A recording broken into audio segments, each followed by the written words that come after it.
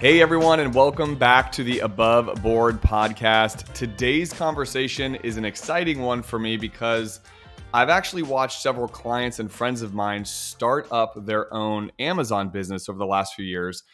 And in most cases, it's been a side hustle, but I have approximately 10,000 questions that I've been wanting to ask an expert about how all this works. And today is that opportunity. Our guest, Lesley Hensell, is the co-founder of Riverbend Consulting and author of the book, The Amazon Incubator, Grow Your Business or Hatch a New One. Lesley, thanks for joining us today. Thanks so much for having me on. I'm excited to be here.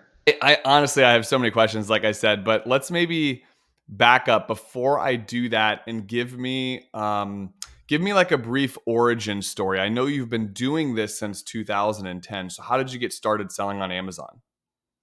So before that, I was an old school business and marketing consultant and, worked for agencies, worked for accounting firms. And then I'd gone out on my own, was doing that Mm-hmm. as a consultant working from home, Mm-hmm. had a couple of boys, and one of them was diagnosed with autism and a bunch of learning disabilities. And he was really struggling in school and we couldn't figure it out. So we decided we're going to homeschool this kid and it'll be awesome and we'll do tons of therapy and that'll really help him. Well, that seems like a really awesome idea till you figure out you can't do that and work the job that you've had for Right. some time. And so I started looking around and discovered selling on Amazon. So I started, my husband would go to work, I would do the homeschooling and the therapy. He would come home and I would source product. And then on the weekends, as a family, we would pack up all of our inventory and ship it to Amazon FBA where they fulfill orders for you. So that is how learned how to sell on Amazon. And then after a few years, that kiddo went back to school, which was very exciting. And I was trying to figure out, okay, what am I going to do now? And I had started meeting a lot of sellers who had problems on Amazon, challenges with communicating with Amazon. Amazon has an enforcement arm, and sometimes you have to deal with them. And so I started applying those same old school business consulting tactics to Amazon sales. So now I've had a consulting business for 6.5 years with my partner, Joe Zalta. And we started out because he was referred to me as a client and I got his Amazon account reinstated. So now we have almost 100 employees, some of them ex-Amazon employees, and help solve problems with Amazon every day. Well, and I know we'll get into this at some point, but didn't I hear that your niche has become kind of like the Amazon suspension lady?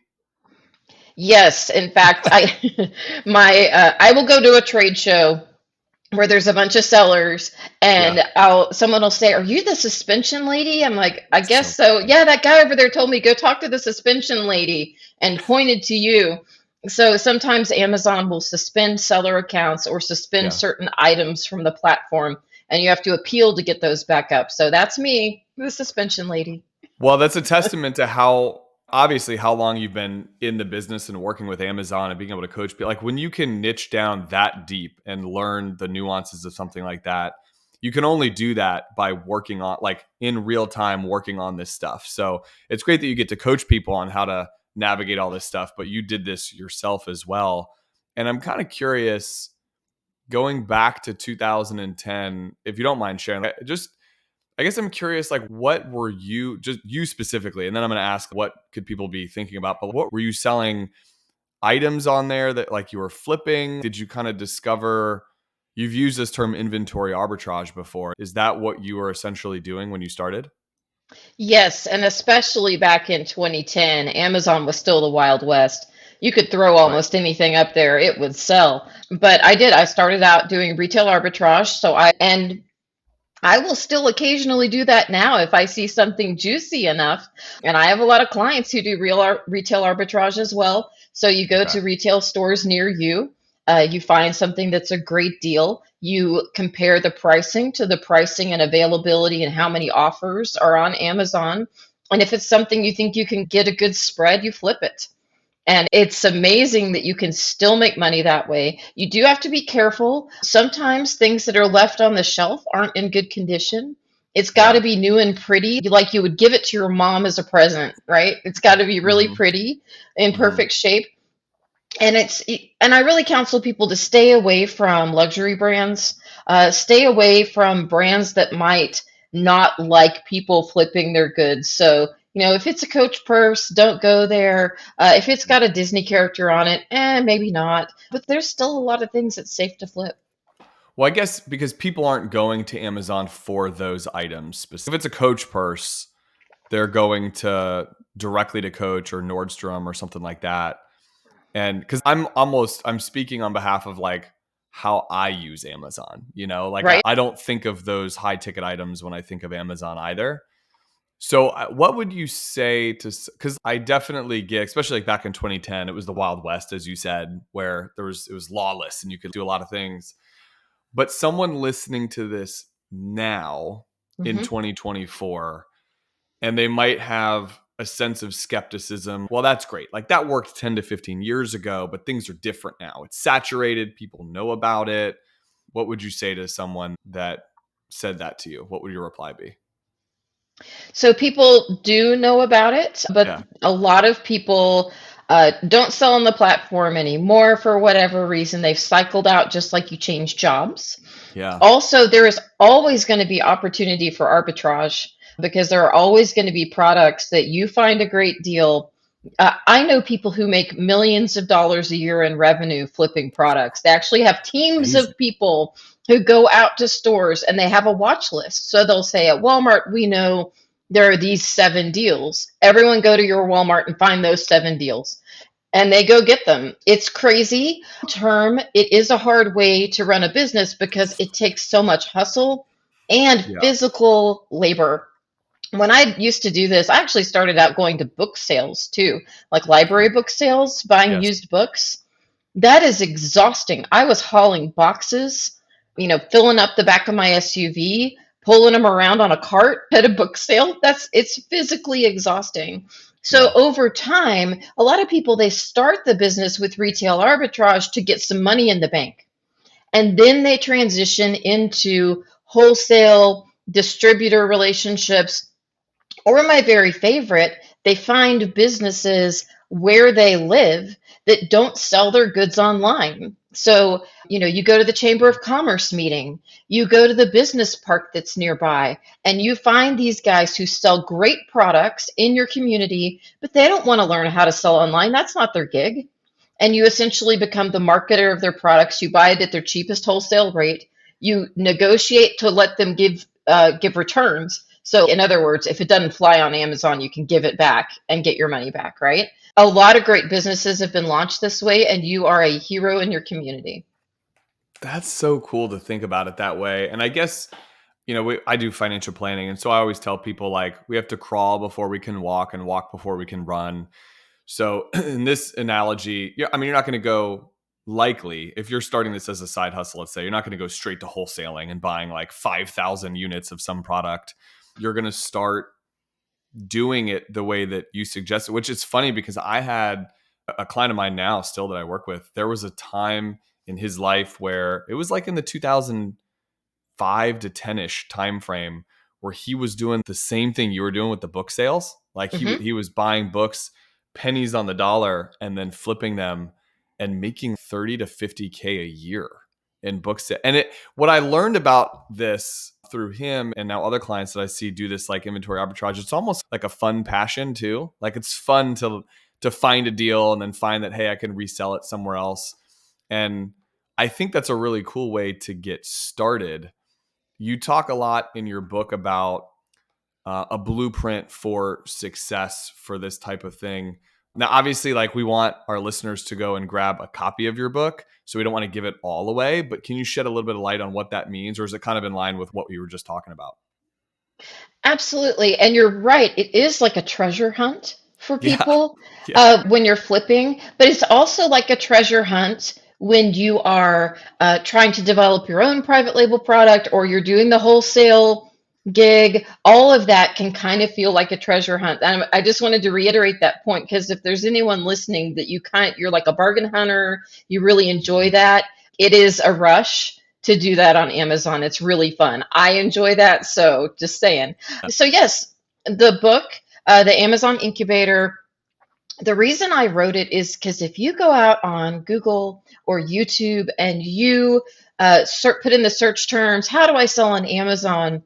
You're going to find a whole lot of very expensive options pop up in front of you.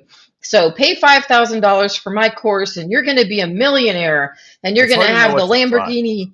Yeah, you're going to have a Lamborghini in your driveway and you're going to only work from the beach and it's going to be so awesome. And so there's a lot of this kind of scammy stuff out there. Yeah. And I would rather people have okay, let me back up and say there are some really great coaches, there are Sure. great mastermind groups and all that, but there's a lot of this get rich quick mentality, which you don't want a coach who has that mentality.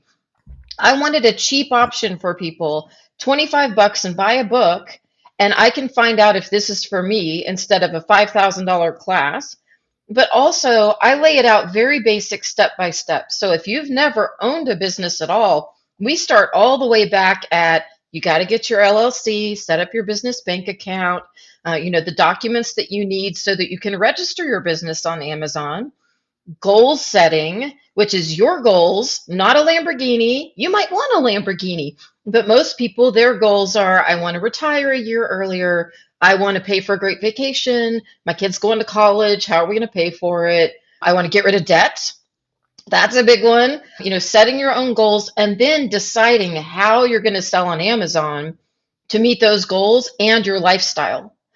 Because some choices are more time consuming than others, and some choices have more opportunity to make the big money than others, but it's related to the time and the investment. So I walk you through each of the choices so you can pick what's going to work for you. And like you said, it's kind of baby steps. I think it's great to start with a wholesale model, for example, and make those $500 minimum buys and learn how to list the products on Amazon, and then get to where you're selling your neighbor's product who's, a manufacturer, whatever it might be. And then the ultimate goal for a lot of sellers is to develop their own private label product for Amazon and develop multiple streams of income that way. Hey, thanks for tuning in to our show. Are you looking for shorter daily episodes of Above Board delivered straight to your Amazon Alexa? Join Canterpath 365 and get our daily brief with market updates, financial news, and mini podcast snippets like from today. Sign up now at canterpath365.com and we'll see you there. It's such a smart idea. The whole selling your neighbors, when you were sharing before about going to the local chamber of commerce and seeing there's something in your community, likely in every community, there's someone there that has a business that's just not online still. As crazy as that sounds. And that's such a smart idea. And I will agree with you. Not that I've specifically Google searched this, but on Instagram, your reels and stuff, when you're just kind of mindlessly scrolling over time, that kind of curates to what you're consuming a lot. Of course, the algorithms sort of change and adjust. And so there's been a lot of my content is about this. And I can't tell you how many people I see that I agree with you. I mean, it's like they're offering the world to start an online business and buy a Lamborghini and you can have a house, and they're behind a private, there's a private jet behind them and they're like, check it out. It's all right. I get they're trying to entice you, but as not that I'm a skeptical person, but when I see that, it just doesn't feel even tangible enough to be I scroll through past it. It's enough to catch my attention, but I'm not going to, I wouldn't invest in that course or what have you. And I think that's what's been so interesting about my conversation prior to this podcast with you and now currently is there's a different level of authenticity. You live this, you've done this. And I love the origin story, by the way, of what kind of led you to doing this with your family. But now, as a result of that, you're coaching this and teaching people, and you're offering them a practical $25 book to be able to learn more about it as opposed to a $5,000 course. So I completely agree with you. And it's similar to my industry. There's financial advisors and planners are a dime a dozen. You can search that in the area, you can search online, and you'll find 1,000 different ways to, become a multimillionaire and do all these things. And it's, I always tell people there's this transference of trust that needs to happen. Like you need to know and trust that person to be able to buy into something. And just in my conversations with you, I already feel that. And that's why I was excited to have you on the show, because it's like this stuff is interesting. It's enticing. A lot of people are in today's economy looking to have some type of side hustle. And what I like most about it is it can be something that you enjoy and find fun. Like I have a family member, for example, and I love this, but this is like a fun niche for her. She loves finding dachshund related items, like the dog. And that's the merchandise that wherever it is, like Aldi or TJ Maxx or like wherever, and finding those things and then reselling those on Amazon. It's just it's fun for her. Like like you said, like there's that, like the joy in like hunting and finding that and then reselling it for more. It's pretty cool. I want to go back to how does someone's listening to this and like, wow, this is great. I'm going to start this as a side hustle. And some of this blueprint, I just want to unpack it, just go a little bit further, because this is stuff we talk to clients all the time about. If you're going to set up a business, make sure you've got a business checking account and a savings account. You're keeping that life separate, between your personal and your business account, account for taxes and all that type of stuff, and creating the LLC. How important do you feel that is on the front end to get those things set up initially? Or do you feel like it's, hey, just kind of get the ball rolling and see how you do and then set this up later? Like, where does that fall in the scheme of a priority of advice for you? So I have a different perspective, excuse me, than a lot of people who coach this kind of stuff, because I work with people who are in trouble on Amazon, Right. and people who are in bad places with their businesses on Amazon. So part of the goal of the strategy is to help future sellers not have the same problems. You definitely need to set up an LLC. And then there's also some that you don't have to get at the beginning of selling, but once you have some reasonable volume, you have to get some insurance. It's very inexpensive insurance for Amazon like an sellers. Arizona emissions type policy, like an E&O policy?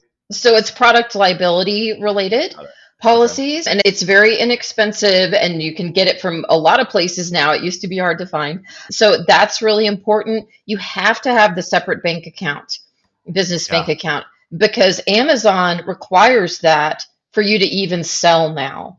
They don't like this commingled funds thing. They want to see a separate bank account, credit card as well, that's issued with your bank account usually, or a debit card. That works fine too. So yes, these are critically important, but even more important than those, and you're going to like this is right up your alley, is setting up your books. Day one, have some kind of accounting software or even a spreadsheet. I don't care what you use.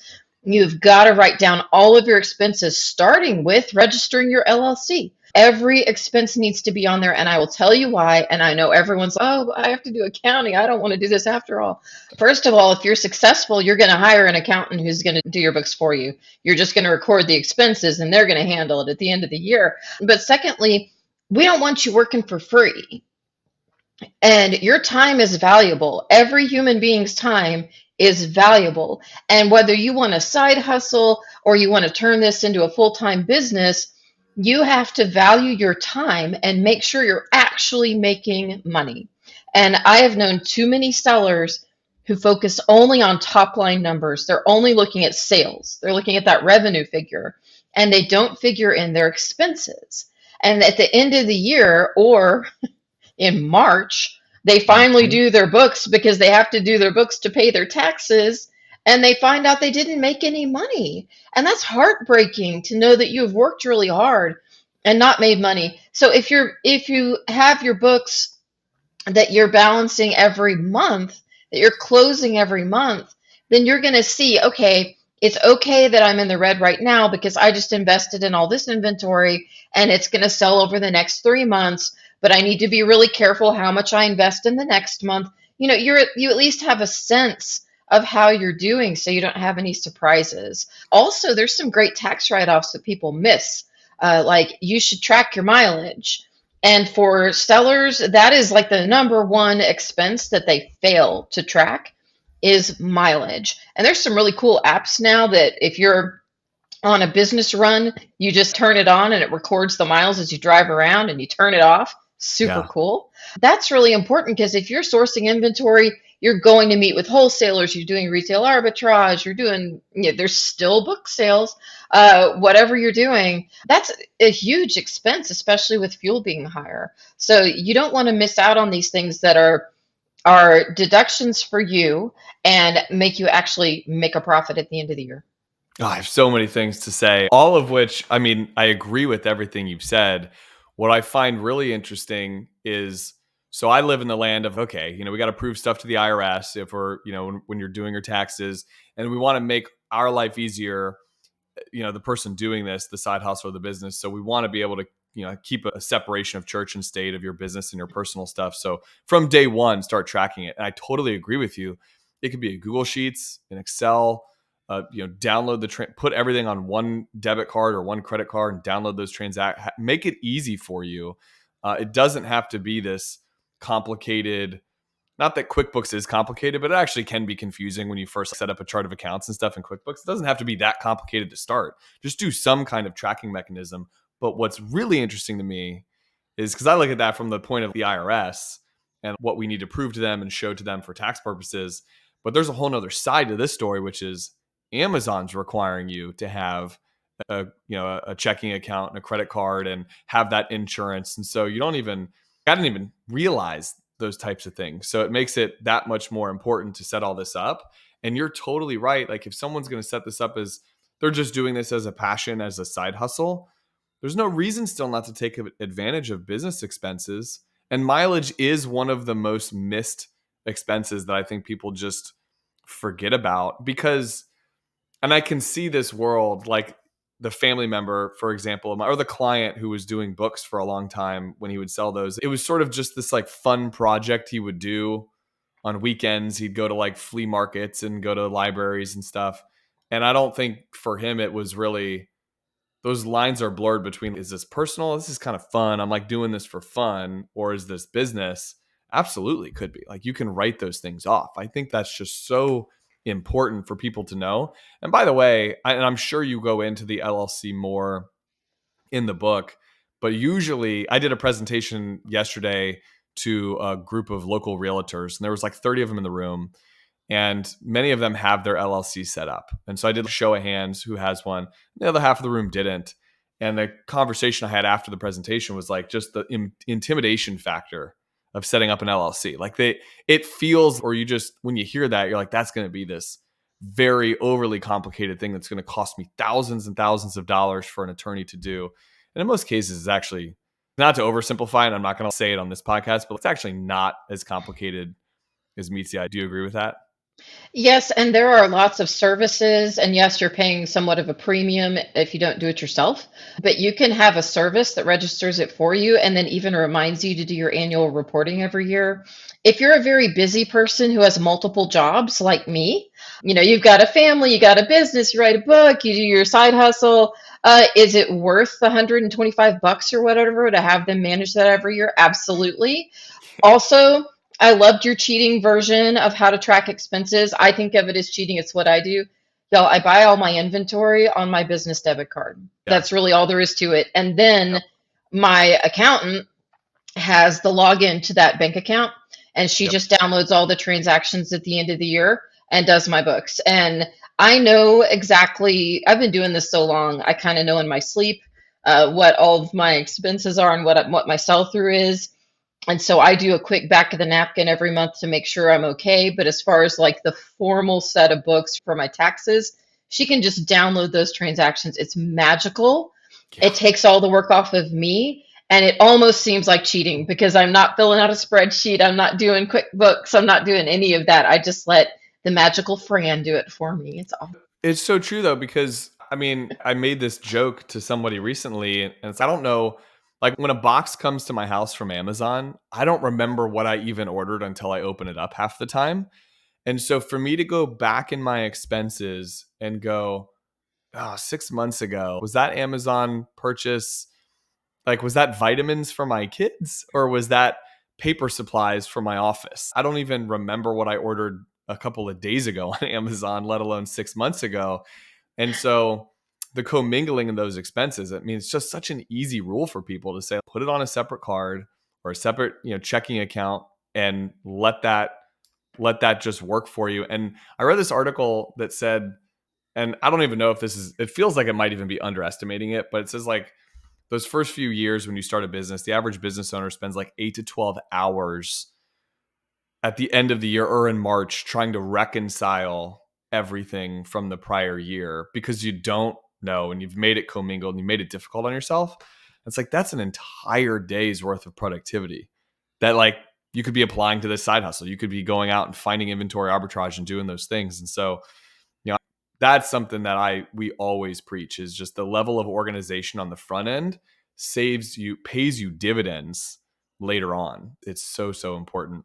So Lesley, as we're wrapping up, what's something that maybe you want to leave? We talked through so much in just this half hour, but what's something you'd want to leave the listeners of our podcast with? Maybe something they don't know about Amazon or selling on Amazon, or just like a fun tidbit or fact. So I believe that Amazon has probably created more millionaires than any other single opportunity in history. And I know a lot of them. So here's a fun fact. I know a lot of people who work side hustles and they are literally just trying to make $2,000 or $3,000 a month, right? Mm-hmm. I know people who developed brands that they thought were going to be $2,000 or $3,000 a month, and now they are selling $1 million or more a month. And they really are living that lifestyle where they travel, they can work from anywhere, they have virtual assistants who help run the business. It's an enviable lifestyle, it really is. And then my largest client that I've ever worked with sells more than $1 billion a year on Amazon alone. They sell on other places as well, but they sell well over $1 billion. So the reason I say that is it's one of those wonderful opportunities where what you put in is what you get out. It's not about luck and it's not about magic and it's not about knowing the right people. You don't need to know anybody. You might go out and meet people to find great inventory opportunities. You might join a networking group or a mastermind because you can learn from those friends. And those are all great, but I'm just saying you don't need to know someone to break in this business. You don't need to have past experience because Amazon is so new. It's not like being an accountant. There have been accountants since the beginning of time. There have been doctors since people figured out to try and be a medicine man. There are all of these professions that have lived a long time. Amazon is still pretty new. And we're all still figuring it out together and figuring out e-commerce together. So I just like to encourage people that it doesn't really matter what your dream is. You might be able to find a way to fulfill it on Amazon, and you don't have to be like anyone else. You don't have to be the brand builder. You don't have to be the side hustler. You don't have to be my $1 billion client. You can just figure out the model that works for you.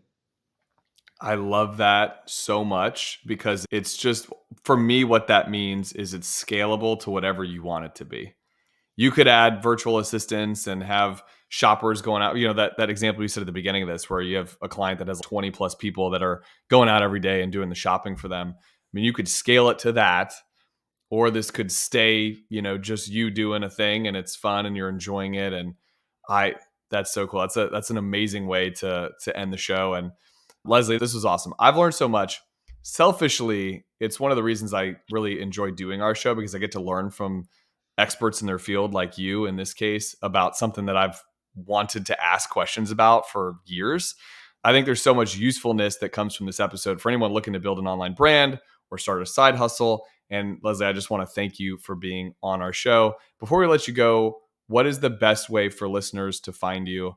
And let's mention the book one more time so people can go get that. Great. So the book is called The Amazon Incubator. You can find it on all the online bookstores. We also have a website, theamazonincubator.com. And for a while, we're leaving up our bonuses. So if you buy the book, you get a free 3-video course and a companion workbook. So check that out. And then also, if you want to find me, I love to talk to entrepreneurs, people who want to be entrepreneurs, small business owners who want to get their product on Amazon. I just love to answer questions. So I'm not trying to sell you anything. I'm just saying, if you got a question, come talk to me. You can find me, Lesley Hensell. It's Lesley. Hensell. You can find me on all the socials. I'm on Facebook, I'm on LinkedIn, I'm on Instagram, all the things. So send me a Awesome. message or connect, and I would just love to chat with you. Love it. We'll drop all that information in the show notes too, Lesley. So thank you again so much for being on the show. And thank you, the listeners of the Above Board podcast. We love these conversations. And if you'd like more bite-sized chunks of this, head over to canterpath365.com and set us up on your Amazon Alexa skill. Lesley, you'd be proud of us. We have an Amazon Alexa skill where we have daily, 60-second sound bites of market updates or snippets of our conversation today will be on there. So head over there, So check us out, cool. canterpath365.com. Have a great day, and we'll see everyone next week. Take care.